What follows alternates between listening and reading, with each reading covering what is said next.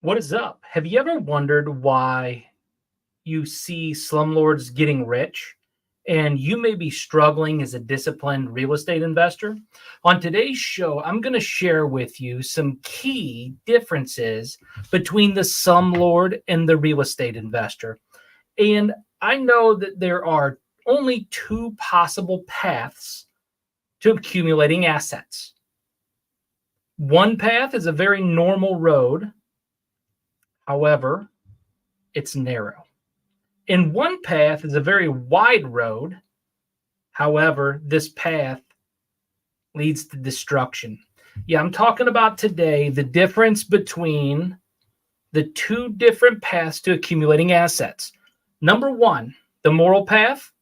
Number two, the wicked path. Number one, the real estate investor. Number two, the slumlord. Have you ever wondered why it seems to be a lot of slumlords who aspire and achieve riches?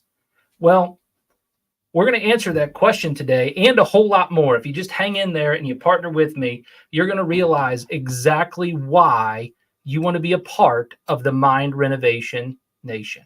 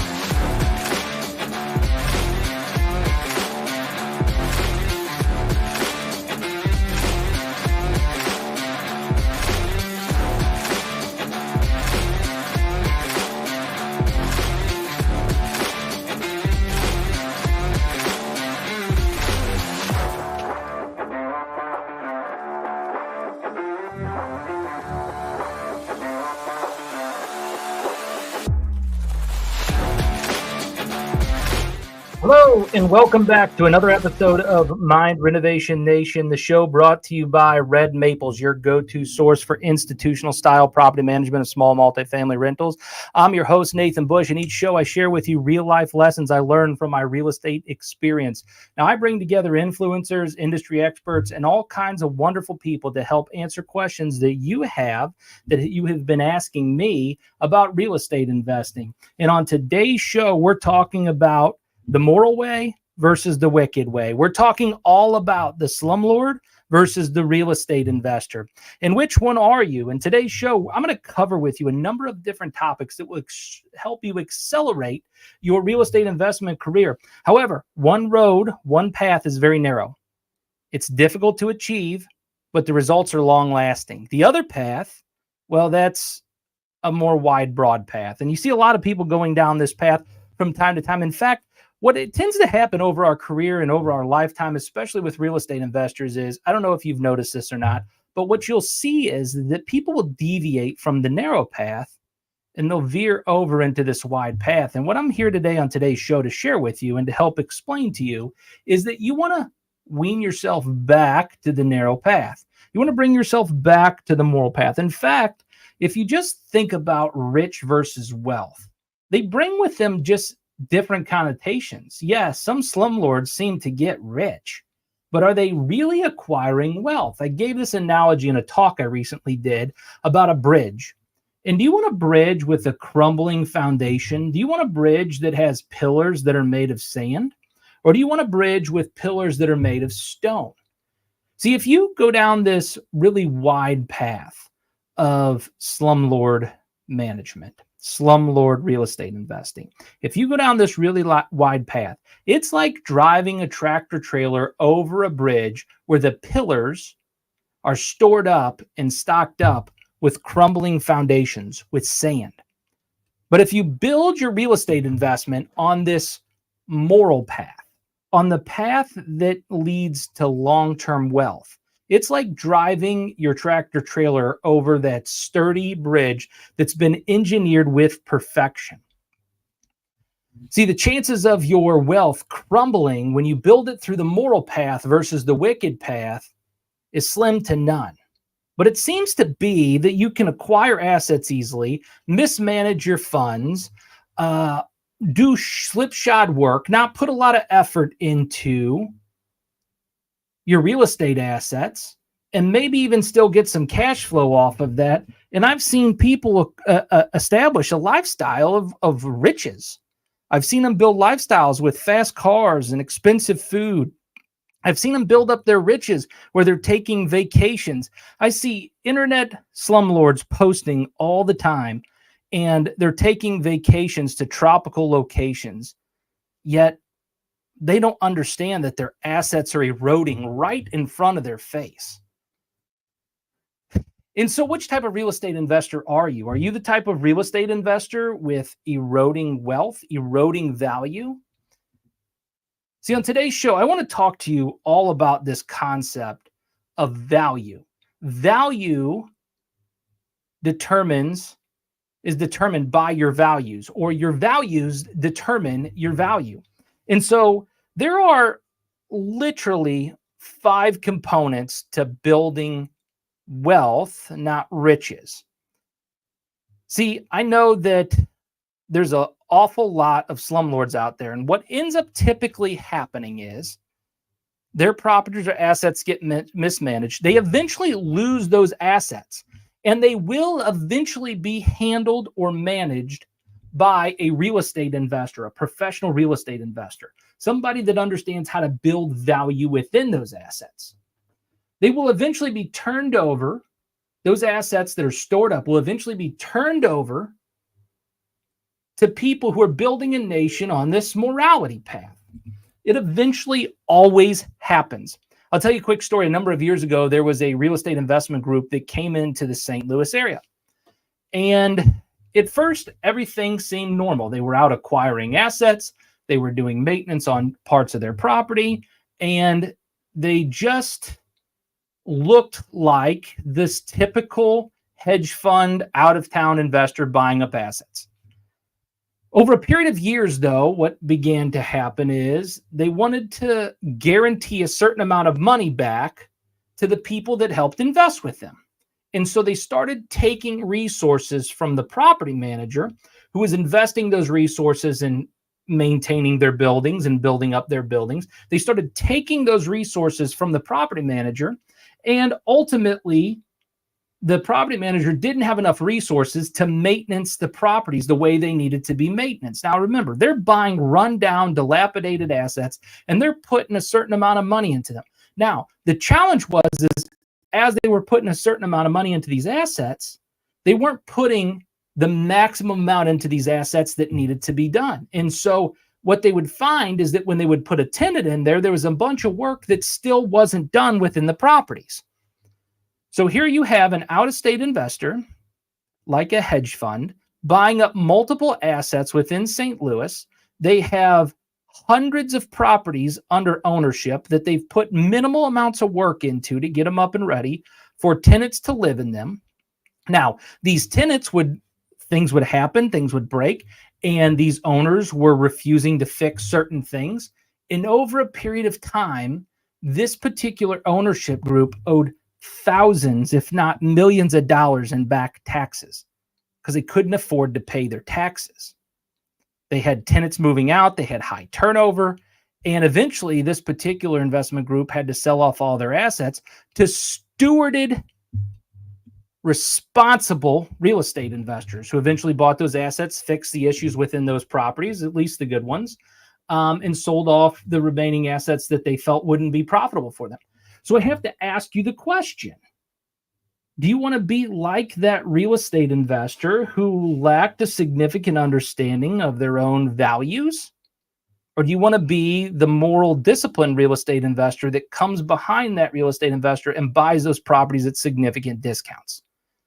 Because the problem is you're going to store up a quality of value. There's an intrinsic underlying value. It's like it's invisible.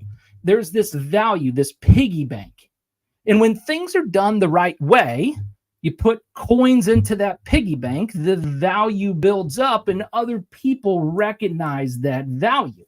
It's just like that bridge that's built with concrete pillars and engineered to perfection. People see the magnificentness of the quality of the work that you did. And if not, you know that there was a quality of work that was done. On the flip side, you have the slumlord who doesn't build up value, and other people can see that as well.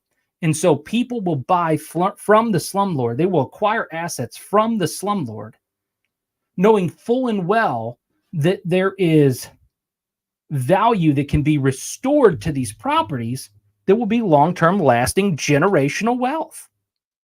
See, this is one of the major problems I see in the real estate investor industry. You can only acquire this wealth one of two ways. You can acquire it the moral way, or you can acquire it the wicked way. Today, we're talking all about this concept of why does it seem like so many slumlords get rich, yet you're struggling as a disciplined real estate investor. Well, I hope the first segment of the show really helped you understand and determine there's got to be a way that you want to do this. All right.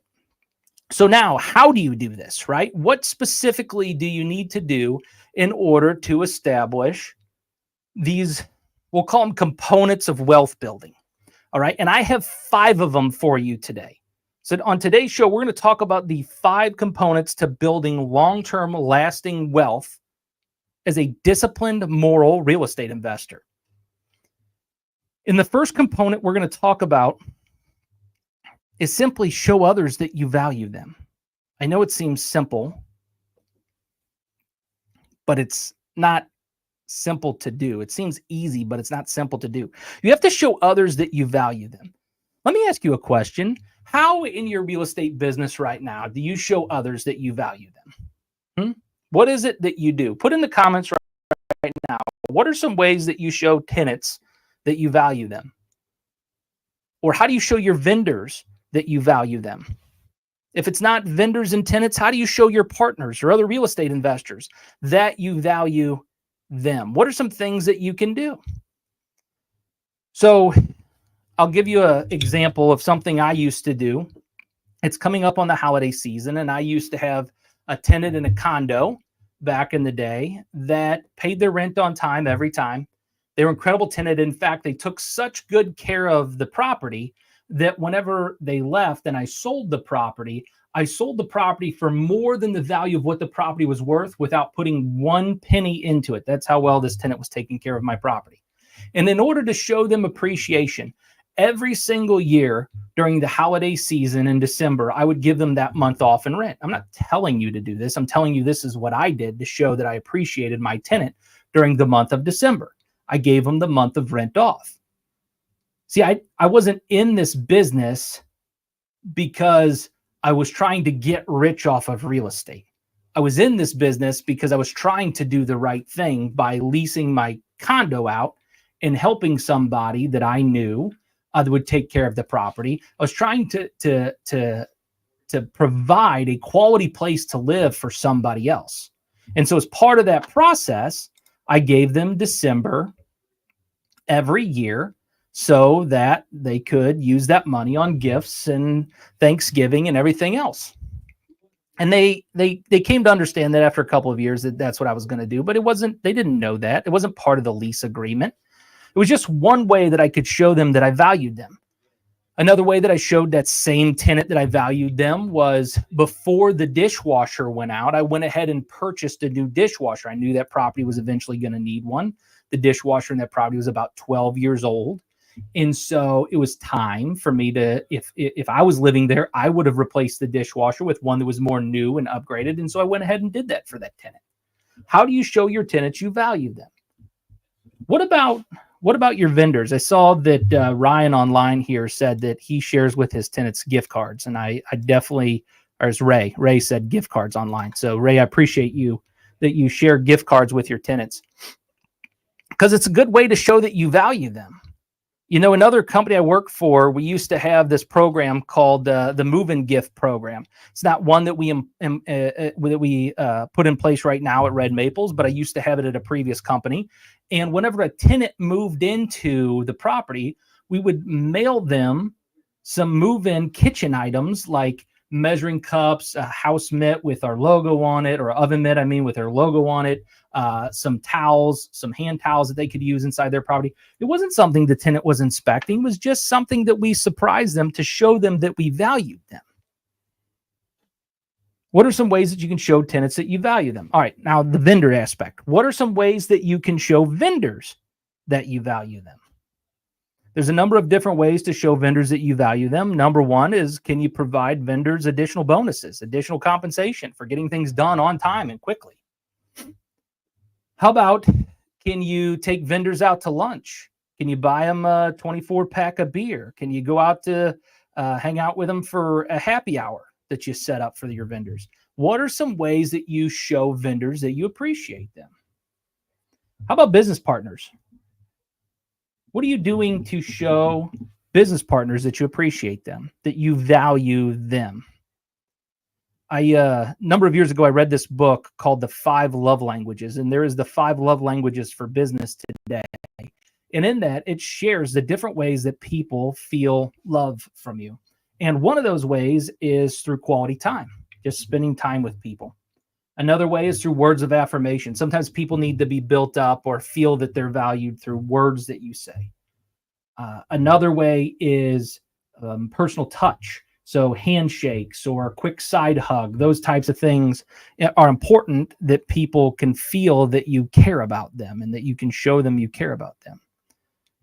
Sometimes it's acts of service. Can you do something kind to let them know that you care about them? So you have acts of service, quality time, personal touch, words of affirmation are all ways that you can show somebody that you care about them. And I think I've shared with you 4 now. So I have words of affirmation, quality time, personal touch, acts of service. And I just, for the life of me, on a live cast today, can't remember the 5th one. But what do you think it is? Put it in the comments. What do you think the 5th one is in the 5 love languages that people need in order to be able to feel valued? So you can do all 5 of those things with partners, vendors, tenants, those types of things. I think gifts. Gifts might be the 5th one if I didn't say that. All right. So now we know that there's 5 components to building lasting wealth. The moral way, the first component is showing others that you value them. The second component is understanding your own needs versus your wants. Ooh, this is a deep one. All right. So I'm about to take this a little bit deeper today. As we're talking about the second component to building wealth, you have to know yourself, according to John Maxwell, in order to grow yourself. And so you have to know what you need, what you actually need versus what you want. Now, think about this. Do you already have everything that you already need? Isn't part of this real estate investment journey that you're going on right now to acquire things that you want? I know there may be some of you that have financial needs out there and you're trying to meet your initial needs. And I get it. If you do all the right things, your initial needs will be met. Okay? If you're the right kind of person, people will want to help you meet your initial needs. Now, the question is are you doing this to fulfill your needs, or are you doing this to fulfill the things that you want? Because if you can do the right thing long enough, all work works, and eventually there'll be a payoff. However, if you're trying to acquire the things you want faster because you care more about your own wants and desires than you do about other people's needs, now we've got a conflict. And that's a conflict of morality. Learning to care for what other people need is a significant component to building your wealth, at least building your wealth the moral way. So first, we're going to show others that you value them. The second is you got to understand your own needs versus your wants so that you can help fulfill other people's needs first before fulfilling your own desires and wants.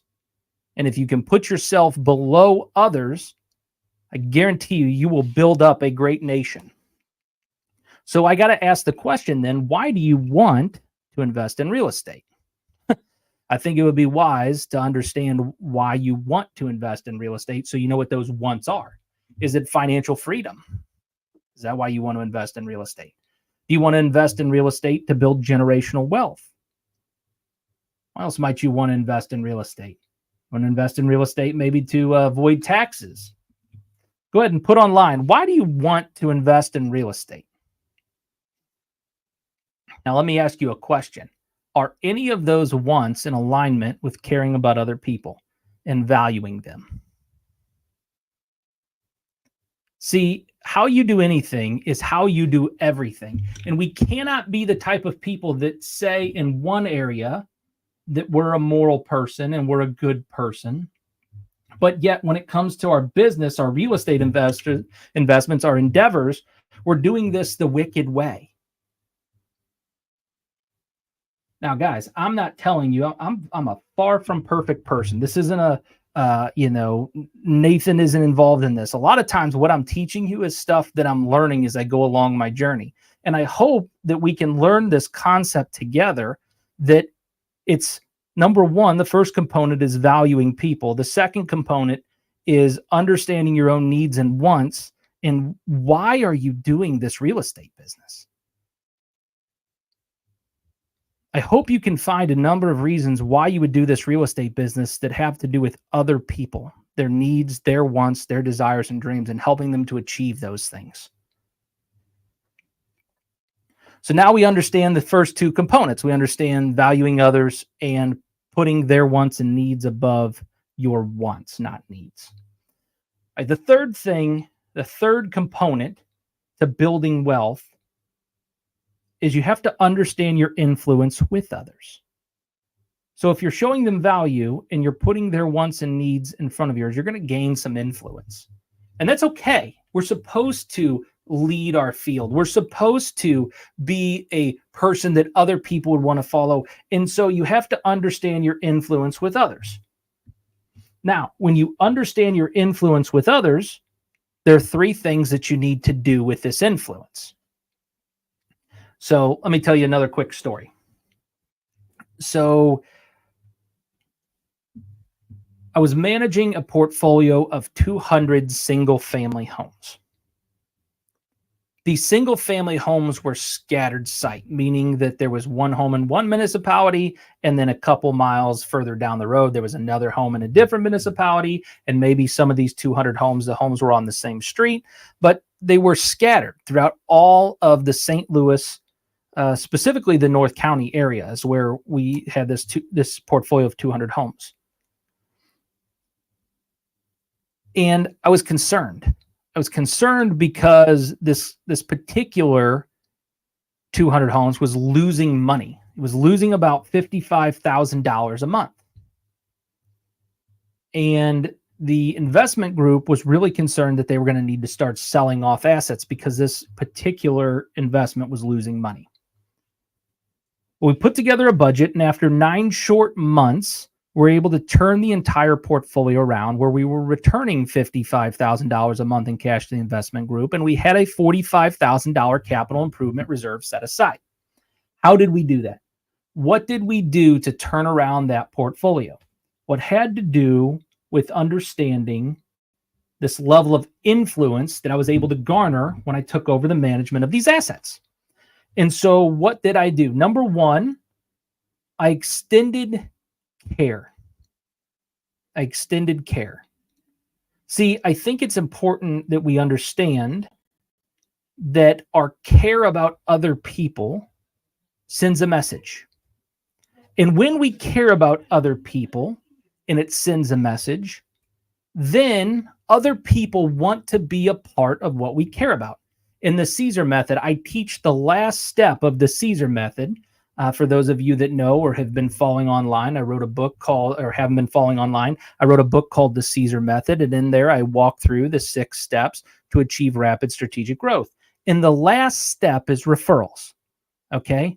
So people come to your organization because you've extended care and they want to be a part or belong to something where they feel cared about. They feel important.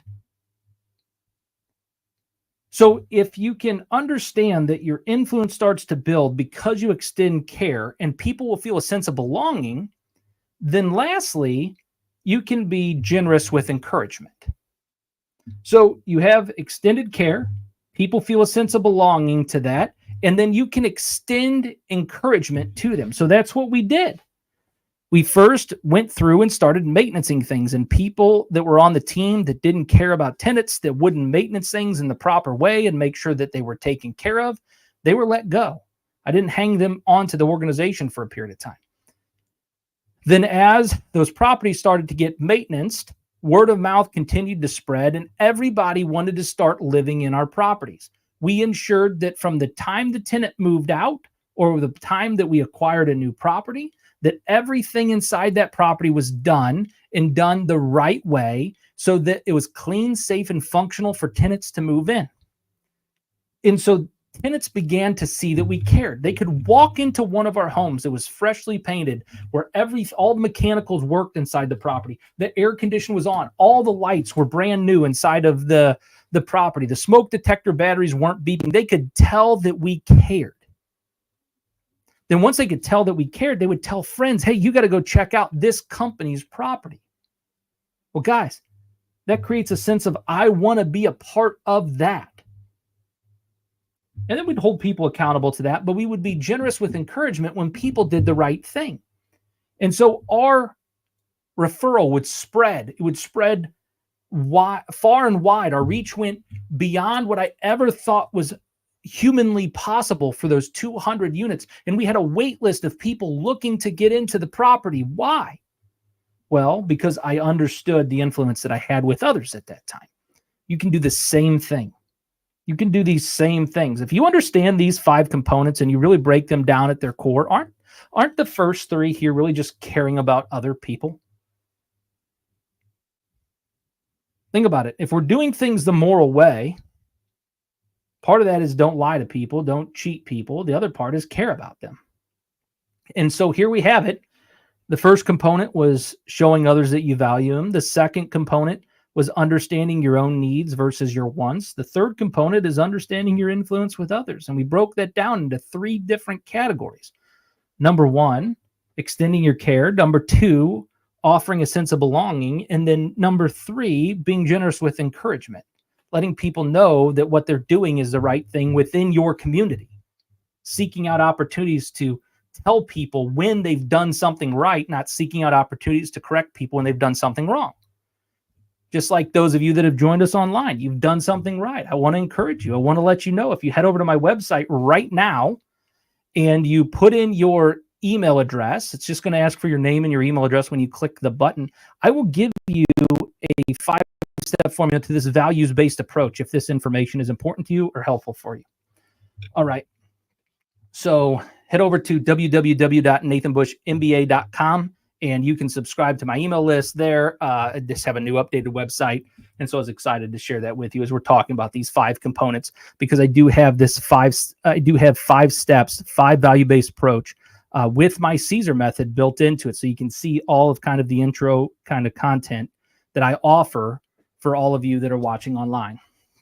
All right. So first component, show others that you value them. Second component, understand your own needs versus your wants. Third component, understand your influence with others. The fourth component, focus on the needs of others. As you can see where this is going, this builds a tremendous amount of value with the people that you have influence over when you focus on their needs. What are some ways that you can determine what people need that are part of your stakeholder group, that are part of your influence group, that are part of your company? What are some ways that you can determine what people need? Well, there's several different ways to determine what people need. First, you can just ask them. Like with the investment community online, what do you guys need? Is there a specific type of show or a guest that you'd love to have on here? If you do, put it in the comments. It helps build the community.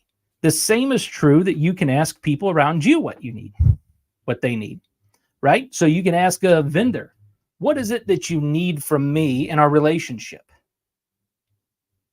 What would be ideal for you? How about a tenant? What is it that you feel that you need? What types of homes are you looking for? By asking people what they need, you can get a sense of what they need. Now, you don't just have to ask them verbally. You can ask them in writing, or you can put together a survey and email it out and survey. If you've got a large enough sample, large enough group, you can survey your tenants, your vendors, different partners, just to get feedback to understand what people need. The only way to understand what somebody else needs is to ask them. And so there are 4 different ways to ask questions. 3 of those ways are imperative to you as a real estate investor. The first way to ask questions is open-ended questions.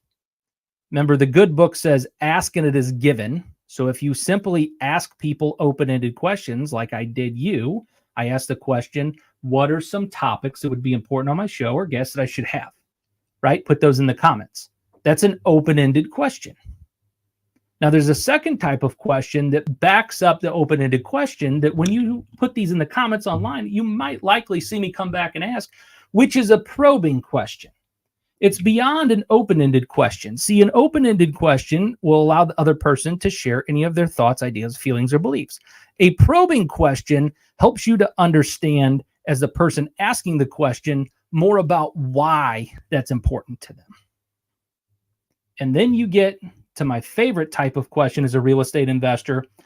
Within your groups and constituents, you need to ask what's called harvesting questions. So open-ended questions, then you've got probing questions, and then harvesting questions. Harvesting questions. So a probing question sounds like this. You might tell me that you want more information about how to raise capital for your real estate investments. And if that's the case, that's great. I might come back and ask you, why is raising capital important to you? Do you see how right away when I ask you that probing question, it gets to the heart of and gives me more information to be able to help serve you and fulfill that need? Now, what's a harvesting question?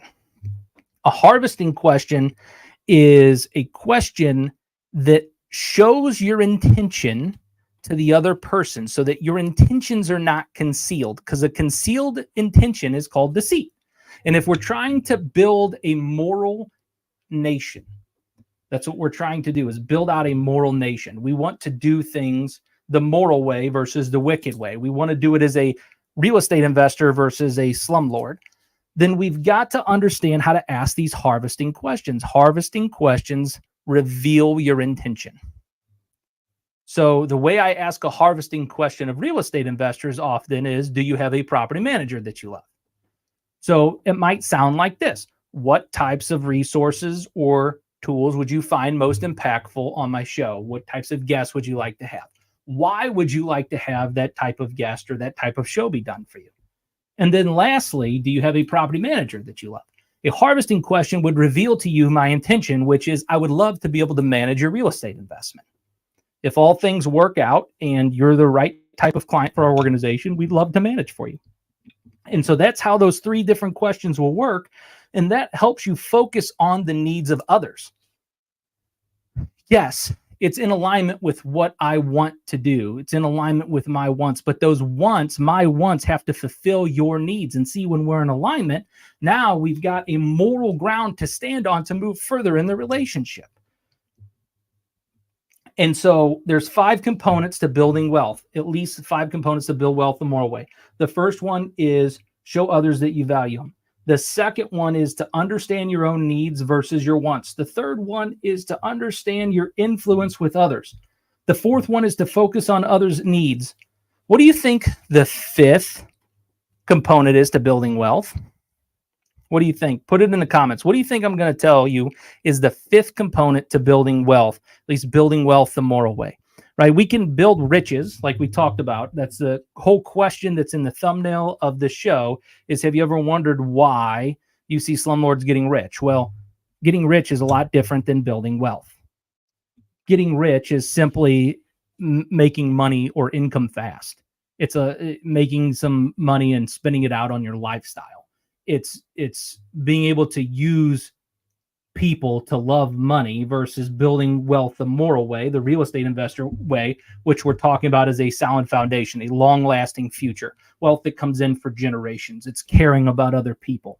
And so we're finding out there's two different and only two different paths to accumulating assets. One's the moral way, one's the wicked way. What's the fifth component to building wealth? If the first one is to show others you value them, the second one is to understand your own needs versus your wants. The third one is to understand your influence with others. And the fourth is to focus on the needs of others. What is the fifth component? You guys ready? The fifth component to building wealth the moral way is to communicate to others that they belong. And just like you in the community, I'm so glad that you guys have joined us online. I'm so glad of you that are watching on YouTube. Subscribe to the show, by the way, if you're watching on YouTube. But yeah, you got to communicate to others that they belong. People have to feel a sense of community with you. They have to feel like they're in the right place. I hope you can tell by the values that we're talking about on this show that you belong here. Now, if you're like me, you're constantly working on cleaning up different areas of your life. And one of those areas we have to clean up is how we do business, because how we do anything is how we do everything. The cool thing is I've been working on this for a period of time, and we try to do the right thing. In every situation, we work to do the right thing. I'll give you a perfect example. We had a property that was supposed to lease for $695. Now, the investor that we were working with at the time had two different properties with us.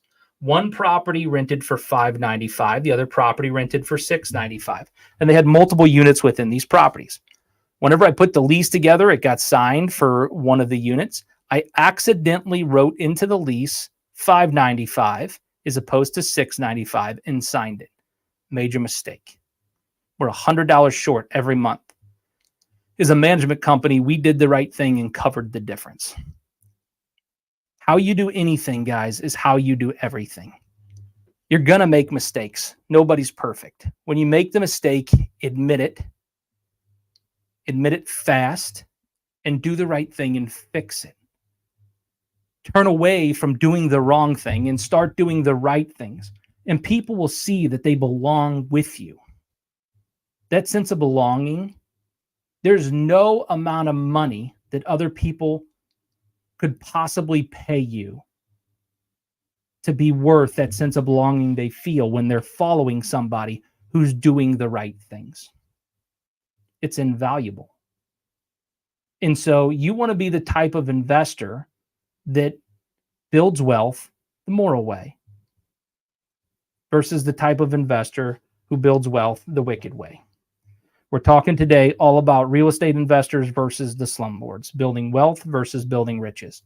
I'm Nathan Bush, and I am the host of this show, Mind Renovation Nation. I come to you each Friday at noon. If you'd like to get your citizenship to Mind Renovation Nation, just head over to www.nathanbushmba.com and subscribe to the show. There I'll also give you my 5 steps to thrive, my 5 insights to thrive. So head over to www.nathanbushmba.com and subscribe to my platform and my community.